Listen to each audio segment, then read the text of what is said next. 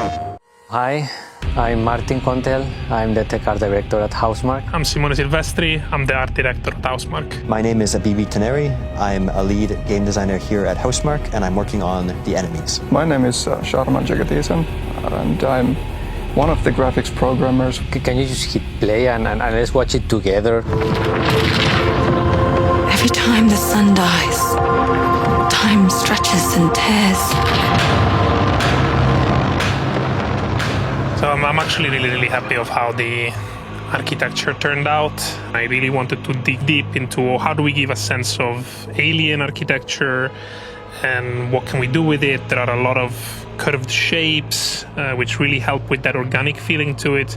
So I went into this mix of neoclassical versus Italian futurism, which are oxymorons. They're completely opposite of each other, but what we have now in the trailer really makes me happy.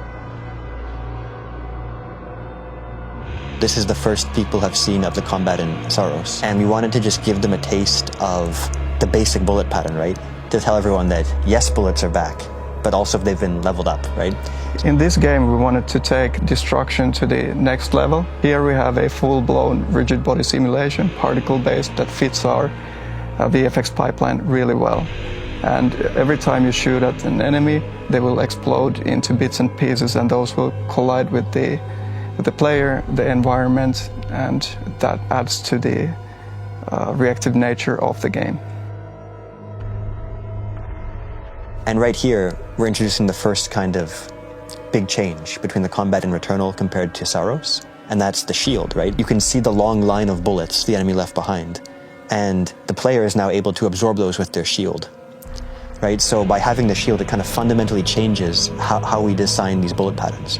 Because before, bullets were just something you had to avoid or dash through. But now, they're something the player can actually actively interact with. We are famous by our tentacle technology. We have simulated tentacles, legs, cables, whatever you want to call it.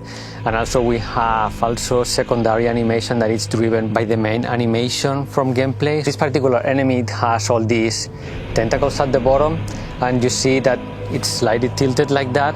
The actual animation that we have, it's always in a straight up position, but we added the system that it reads the main animation and it adds some weight to it.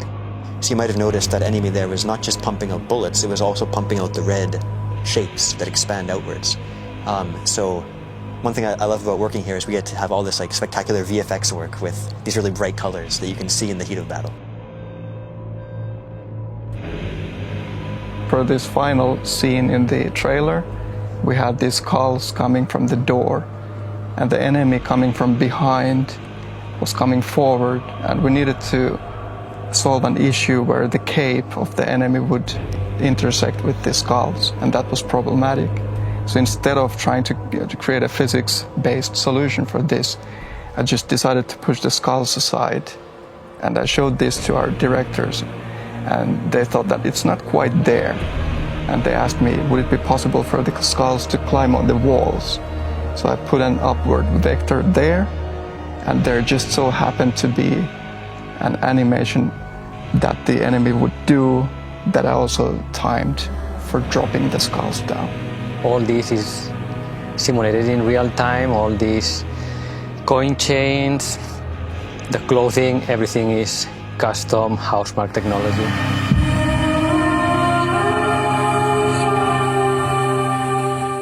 PlayStation